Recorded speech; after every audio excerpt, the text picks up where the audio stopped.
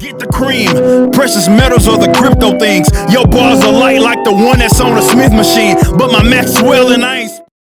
Welcome to 3 Count Commentaries. We're going to be talking about an absolutely pitiful episode of Smackdown from December the 9th, 2022.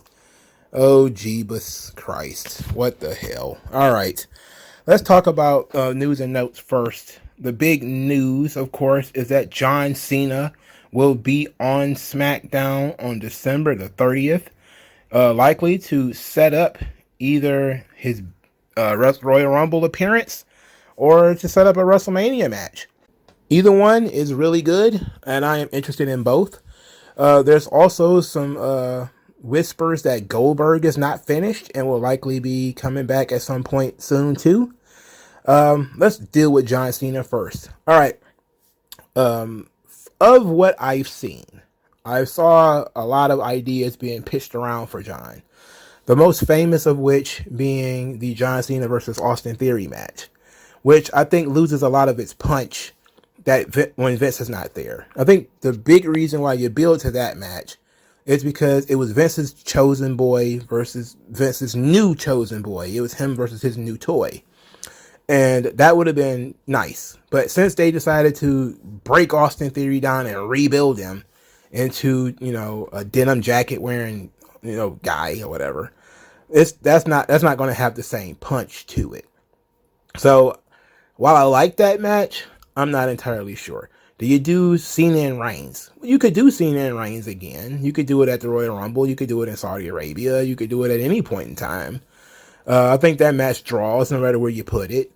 Because even though Roman won the first time, we've seen that you can do the same match with Roman more than once. And you can actually make it a little bit interesting to do it again. So it's possible. Now, when it comes to Roman, of course, you go into that Roman situation, you start dealing with, is he wrestling The Rock this year at WrestleMania?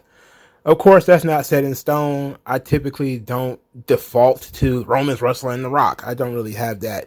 Until it's set in stone, I don't really focus too much on it. Like, I didn't really think too much about John Cena until it was certain that he was coming back. Now, one of the things I will say is if you're going to have Roman wrestle The Rock, and now you got Cody with nothing to do, I did see somebody say, well, Cody should wrestle Cena. And I've said to myself, no, you can't do that because it's babyface versus babyface. That'll never work. Why damage Cody by having him combine streams with John Cena? I wouldn't do that. Why split the audience that way? The audience would just side with John Cena anyway. So why even bother? So you need a heel, and I'm guessing Austin Theory is going to be that guy. So Cena versus Theory sounds fun. How do we get there, however? Which is the weird thing about this being on SmackDown and not being on Raw. If it was on Raw, I would say for sure Austin Theory is probably going to come out there and get in John Cena's face. With it being on SmackDown, I think that's a little less likely. But could you, let's say, have John Cena versus Gunther? You could have that. So there's a lot of options out there.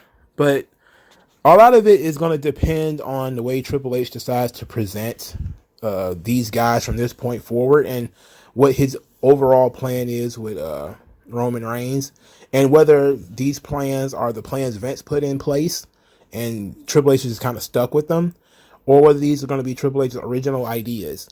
Looking at SmackDown, man, I don't know about this whole original ideas stuff, but it's going to be good to see John Cena back, and I'm going to be very interested in seeing what he does. So, that ought to be fun. All right, so the next news and notes. Dave Meltzer says that WWE is talking with E about doing a new reality show involving wrestling couples. And Dave Meltzer thinks this is WWE is going to contact Matt Cardona and Chelsea Green for this show. WWE, of course, has another show on couples with Bianca Belair and Montez Ford for Hulu. But they're probably going to do another one. It's probably going to be another Miz and Mrs. type show, which is going to make everybody cringe and want to vomit. These shows are, of course, for the female audience. They're not for most of us guys who are watching, listening to my voice, ain't watching this shit.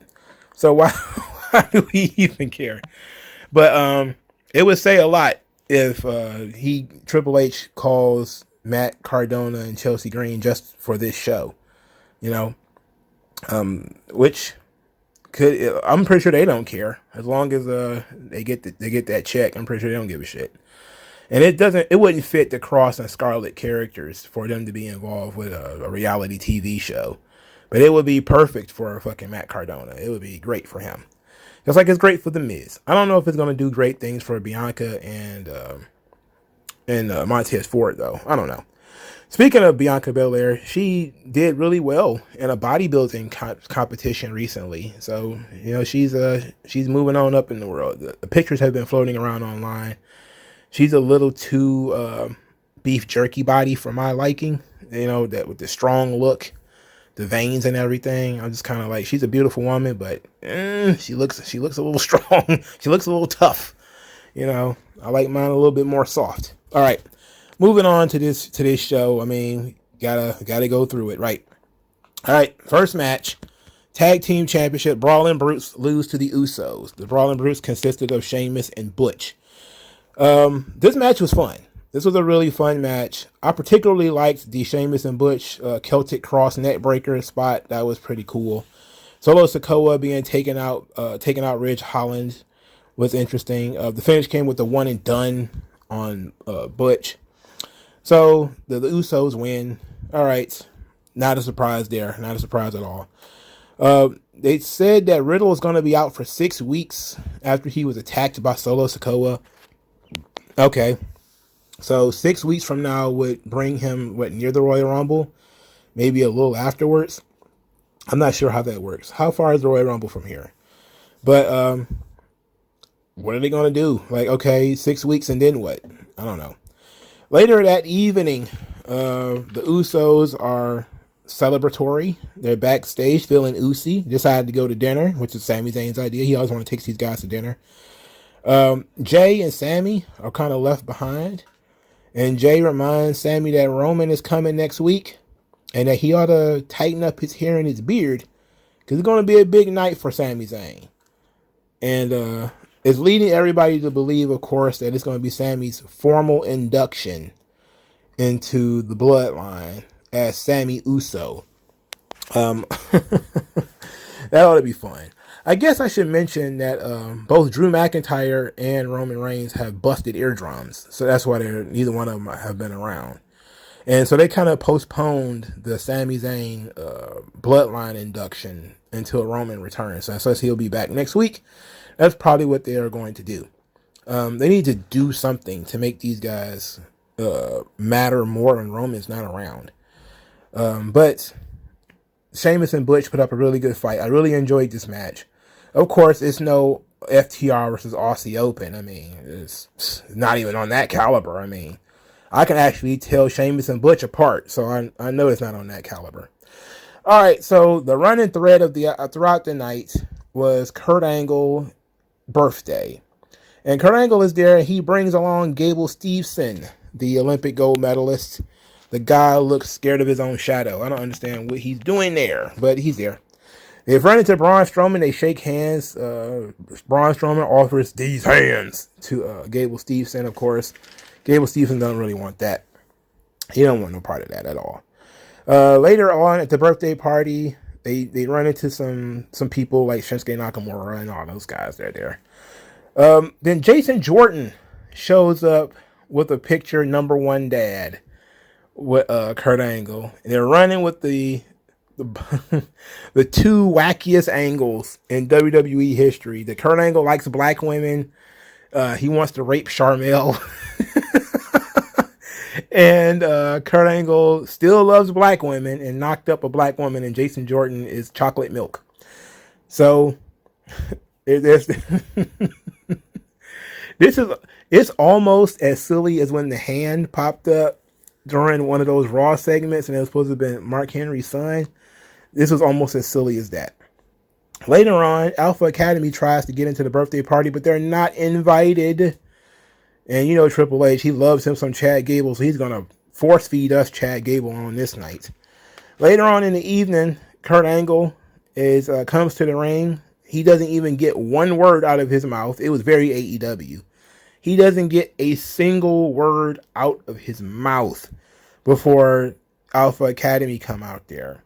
Complain about having no invites. Chad Gable is upset, has to explain how hard it was for him to get a tie around the neck of Otis, because Otis don't got no neck.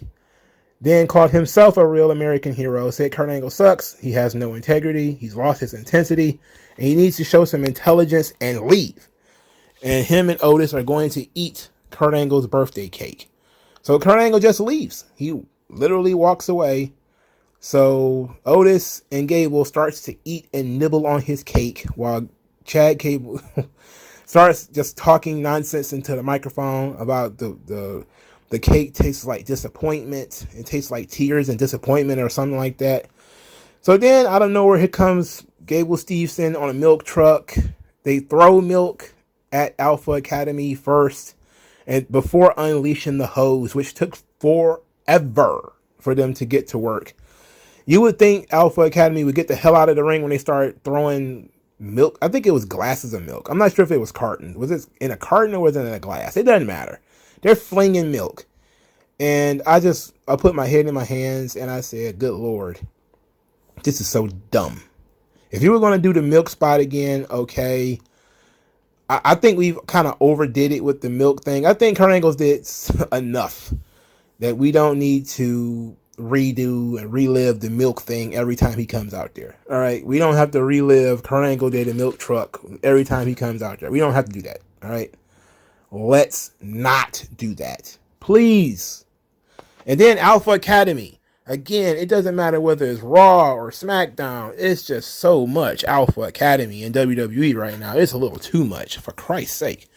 You know, I know Otis was one of those guys Vince, liked, but then he bailed on him at the last minute. And I know that Chad Gable is a work rate dude, probably very well liked by his peers. And I think he's a good worker. But when you overexpose, you're overexposed. And God damn it, Chad Gable is overexposed. They need to chill with the Alpha Academy. Just give us a week or two without Alpha Academy, please. They're not involved in any storylines. They're just popping up in random shit, to be the guys who get hit in the face with pies, sprayed with milk or whatever. I bet it was probably Kurt Angle's idea to work with Chad Gable in this angle. And if it leads to Kurt Angle and Gable Steveson versus Alpha Academy, okay, cool. Then, all right, if it leads there, so Kurt Angle can have a last match that's actually worthy of him and not Baron Corbin. And I really would like to have put Vince under the hot lights. And of all the questions I could ask him, I would ask him, why Baron Corbin? Of all the people you had on your roster, when it comes to Kurt Angle's final match, why Baron Corbin? Did you just say fuck Kurt Angle? Was that it? Is that, hey, fuck you and your career. We're going to job you out to Baron Corbin. It's like, no. So if he's going to get a final match that's worthy of him, I'm okay with this. That's the only reason I would be okay with Kurt Angle being involved with the milk truck and Alpha Academy and all this shit, is if this is going to be lead to something. Kurt Angle getting one final match, tag teaming with Gable Steveson to go against Alpha Academy. That's the only way I can make any sense of this, because it was a complete waste of time. A complete waste of an episode of SmackDown, and we didn't get anything fun from Kurt. We got Kurt looking like a loser, leaving after being chastised by a midget, and then spraying him with milk. It was dumb. What wasn't dumb, however, what was actually fun, was LA Knight, who comes out there and says that he struck a nerve and struck some fear into Bray Wyatt. Week by week, he's been blindsided, but knows that Bray Wyatt is his attacker, and had video evidence which shows the crazy masks backstage every time he gets attacked. Then Uncle Howdy took over the screen and asked LA Knight if he wanted respect or if he wanted to be feared, that he, meaning Bray Wyatt, deserves to be punished, and that the door is closing. LA Knight then said that since Bray Wyatt won't come to him, he'll go find Bray Wyatt. So he stormed off, went backstage. He was looking around for Bray Wyatt, found a room, an empty locker room with a upside down moth t-shirt. Then the lights shut out. He turned the light on his phone, which was smart, and only to find a masked figure in the room with him. He screamed as they went to commercial, and they never went back to it. So we never got to see how this ended. So that's interesting. They're really dragging this whole LA Knight Bray Wyatt thing along. I like it. You know, it's interesting. I think they're eventually going to unveil that it's not Bray Wyatt attacking him, but it's somebody else. And Bray is being framed. So, or they could just go with the old, it's a Bray Wyatt alter ego attacking him. So, you know, either or. But I really think this is a great look for LA Knight. And the crowd is getting behind LA Knight too. Because even though he's dissing the crowd, they're still doing a yeah when he does it. So that's excellent. It's getting over already. You know, the guy's gold. So I like it. All right, so Legado del Fantasma, they're backstage. They're about to talk. Well, they were. Santos Escobar gets like literally half a sentence out. And they were talking about the Viking Raiders. And even though I didn't want to hear Santos Escobar talk about the Viking Raiders, I did want to hear Santos Escobar talk. In any event, he got cut off because Ronda Rousey and Shayna Baszler attacked Shotzi in the parking lot. More NXT parking lot stuff. So apparently the NXT writers have migrated up to the main roster. Backstage, we just never went back to Santos Escobar. We never know what he had to say about the Viking Raiders. So backstage, Shayna Baszler and Ronda Rousey made fun of Shotzi and Raquel, saying that they both was fragile and they can't handle it.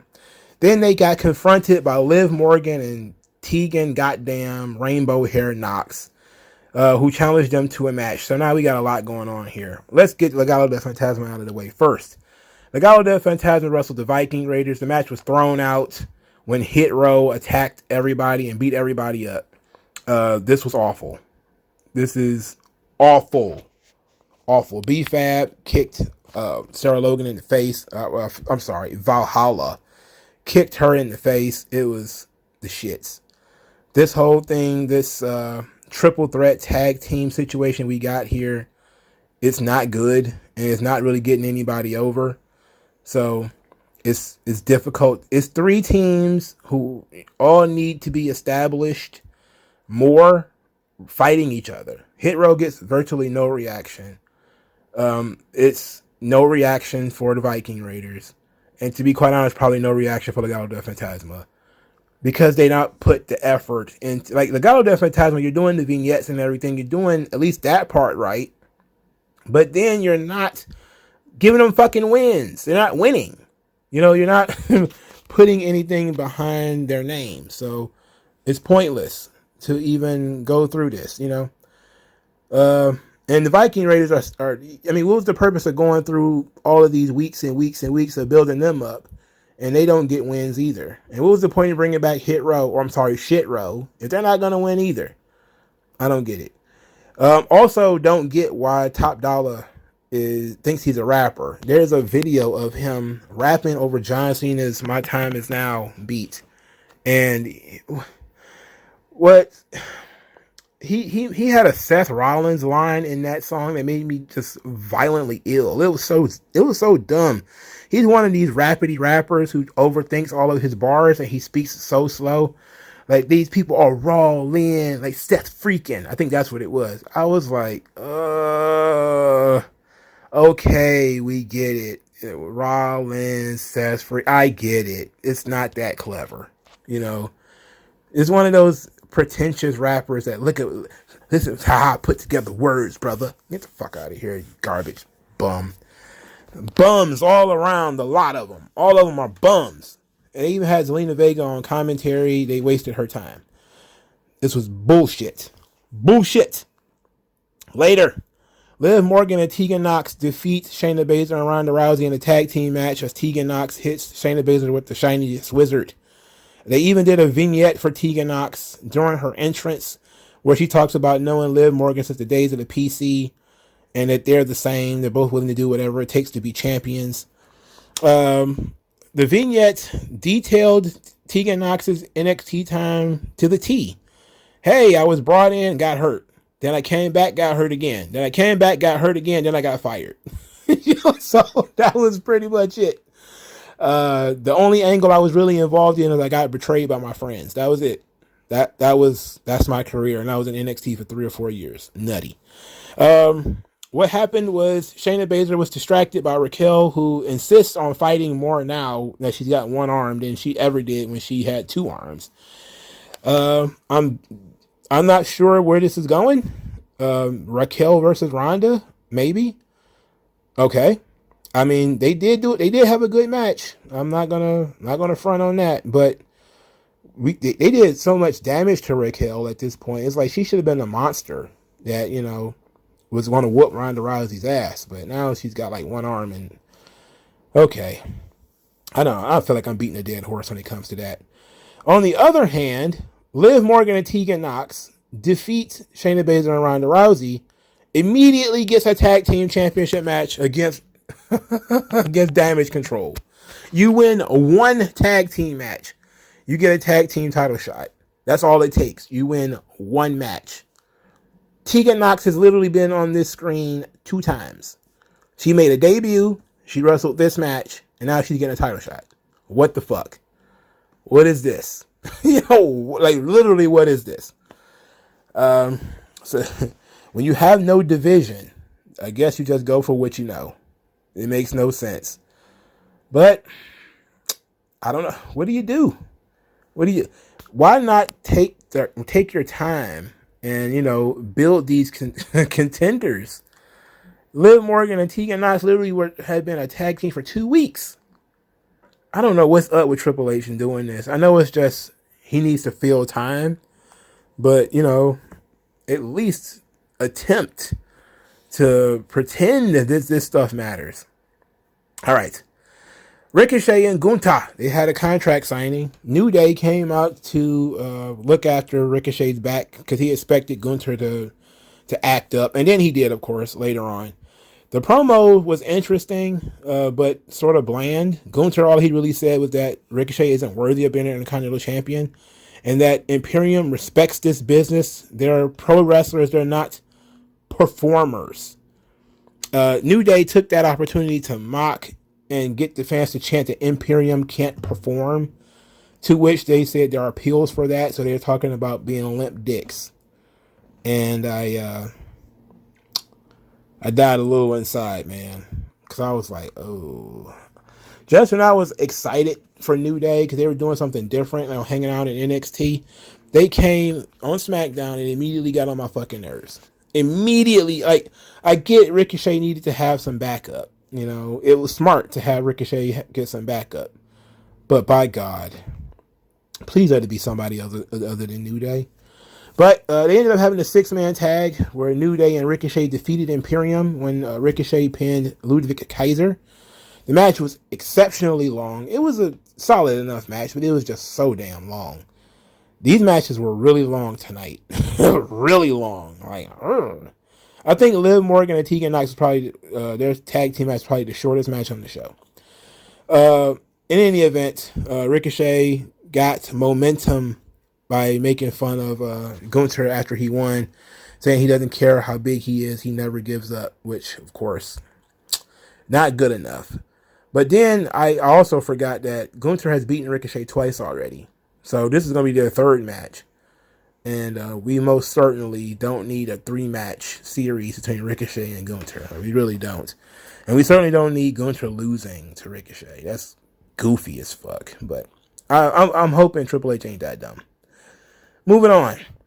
Rey Mysterio was in the trainer's room. He's trying to work out his knee that was attacked by his own son at Thanksgiving. It was pretty crazy. This is when Scarlett and Karrion Kross come to visit. They talked about how heartbroken Rey must be about Dominic and all the stuff he's got going on. Then Kross decides to tell Rey Mysterio a story. It's story time, guys. That Scarlett is from Romania, who lived a hard life, and they had an old horse. And we know where this is going. The old horse became useless, and it was time to put the old animal down. Ray, was looking at Cross, and Cross was looking at Ray, and then two guys walked in and was like, is there a problem here? Is everything okay? And then Cross was like, yeah, everything's fine. And gave the old TikTok to Ray. Okay. Didn't hate that. Didn't hate it at all. It was actually not too bad. Ray is a legend. You don't have to do too much to get sympathy with Ray. Him dealing with his son and then Karrion Kross just kind of telling him he's useless as a one-legged horse and that he's probably going to need to get put down. That was kind of mean, dog. But that's the kind of stuff Kross needs to do. He needs to be a little bit more menacing. And I like this. Hopefully it starts to work. We need more Rey Mysterio on this show too, by the way. How about less Alpha Academy, for fuck's sake? The last thing is Lacey Evans' vignette. They did another Marine vignette where they mentioned that some people choose comfort. They choose the easy life. This training would break them, but not you. You chose the hard way. This reminded me like when I used to write old comic books. You are Iron Fist, master of martial arts. You punch, you kick. Every kick is lightning fast. Every punch brick strong. Until your hand forms like unto a thing of iron. It's like, okay, I get it. So this episode of Smackdown was eaten up by mostly filler-ass matches. Oh, God. Please, somebody take the wheel from Triple H. Jesus Christ. This episode of Smackdown was completely a waste. He brought Kurt Angle out there just to give the rub to Chad fucking Gable. Oh, my God. Oh, God. I wouldn't even mind if Alpha Academy was involved with a storyline. I would not mind. They started the show with the Usos. Instead of starting the show with, I don't know. Could have started the show with Gunther and Ricochet. It then went into the 6-man tag and tried to save the Usos for the main event. But, God. This show, it breezed by because the matches were so long. So it was a lot less to talk about. But, my goodness, man. These shows have, like, little going for them. And, Triple H really needs to vary up things. He has basically turned this show into a work rate show. And it's not going to survive in the world this way. I can tell you that much right now. All right, so how did you guys enjoy Work Rate SmackDown? I was weirded out. But you guys might have liked it. I think the tag match, the girls tag match, could have used some more build to it. I wasn't sure what they were building to. Like, are they trying to put the heat on Raquel so Raquel can be the challenger? And it was hard to tell. So we're just kind of stuck with it. Like, okay, Tegan won. Now what? Now they get a tag team title match. Okay, so if they don't win, now what? And if they do win, now what? So you just jammed up either way it goes. It's just, okay. But they got a championship episode of SmackDown set up next week. The women's tag team titles are going to be on the line. The Intercontinental Championship is going to be on the line. And Roman Reigns will be there. So, if you're interested in those matches, which I'm not interested at all in that women's tag team title match. I mean, you got Tegan Nox and Dakota Kai in the same match. Woo-wee! I might as well just set my goddamn legs on fire or something like that. I'm going to have to start doing laundry at 8 o'clock on Fridays or something. Go get my teeth pulled or something. I just have no goddamn interest in sitting through a Dakota Kai and Tegan Nox match. Jesus Christ. Unless something changes. SmackDown's review is probably going to be as negative as this one. But let me know what you guys think. Like, share, subscribe. I'll talk to you guys later, man. Peace out.